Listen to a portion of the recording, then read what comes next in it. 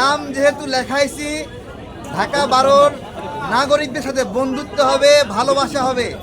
আপনাদের কাছে আসছি এবং এবং হারি বা জিতি, হারলেও কাজ আছে, জিতলেও কাজ আছে। ঢাকা 12-কে আমরা একটি নিরাপদ এলাকা হিসেবে তৈরি করব ইনশাআল্লাহ।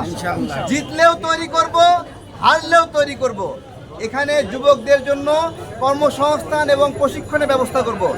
আমাদের মায়েরা যত ধরনের হয়রানির শিকার হন তাদের জন্য নিরাপদ একটি ব্যবস্থাপনা করব এবং এখানে যতগুলো খেলার মাঠ দখল হয়ে আছে আমরা সেগুলো দখল মুক্ত করে এখানে সন্তানদের জন্য উপযুক্ত খেলার পরিবেশ তৈরি করব।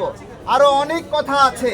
হারি বা জিতি, ঢাকা 12-র নাগরিকদের সাথে আমাদের অনেক কাজ আছে ইনশাআল্লাহ। নাম লেখাইছি, আপনাদের সাথে আমরা আছি ইনশাআল্লাহ। ধন্যবাদ সবাই।